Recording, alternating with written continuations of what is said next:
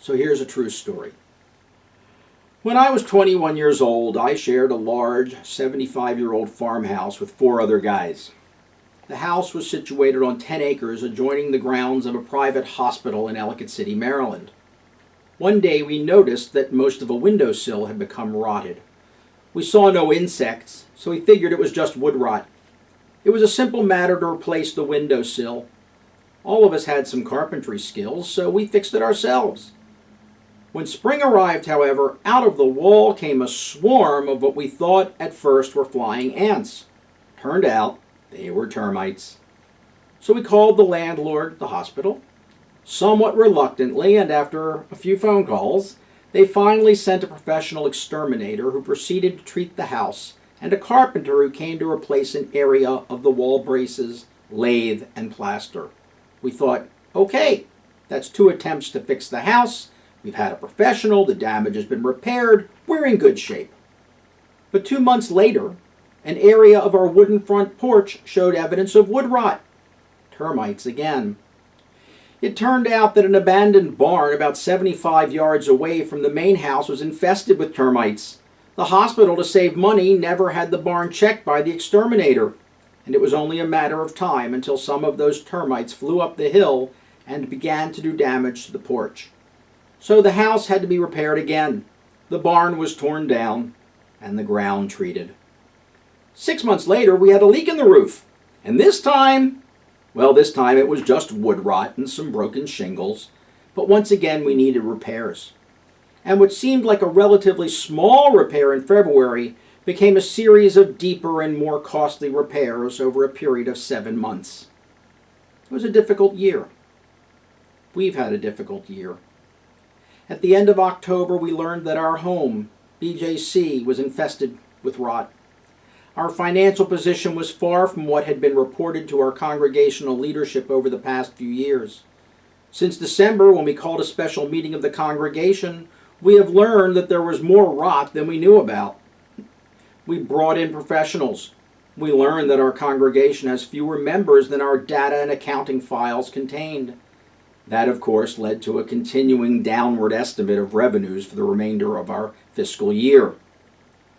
The silver lining in this is that with all of this detective work performed by the outside accountant, our officers, and the staff, we now have accurate numbers on revenue and membership and a solid budget proposal for the year beginning in July, with substantial buffers in the event of additional shrinkage of our membership.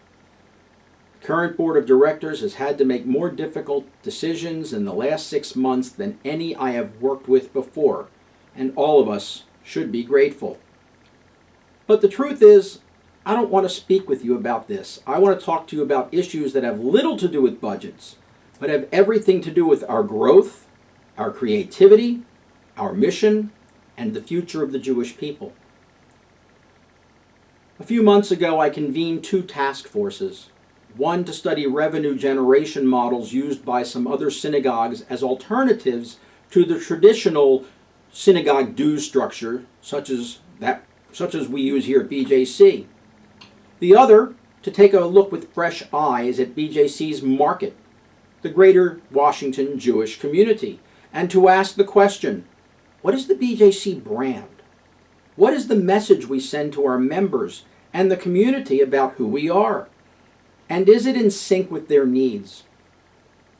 What we have learned is that in the last 20 years, dramatic demographic shifts in our community have led to the reality that synagogues no longer serve the needs of the vast majority of American Jews, especially those under the age of 40, and that the biggest single demographic in the Jewish community is the interfaith family. Now, this is not news, but the percentages are much higher than previously understood.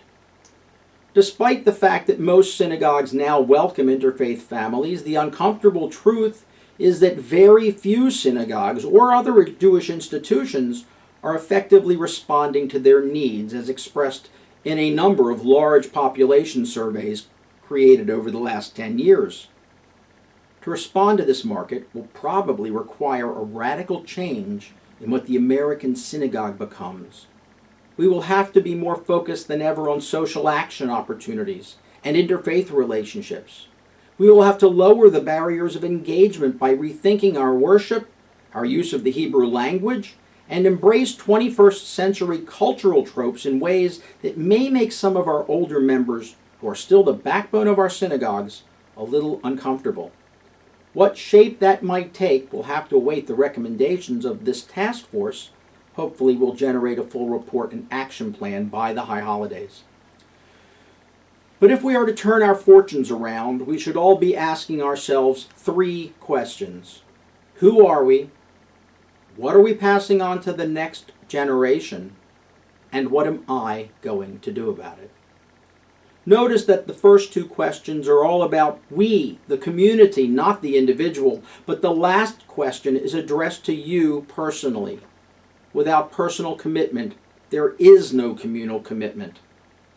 All of the surveys we have seen recognize that culture is the most widespread form of Jewish identity.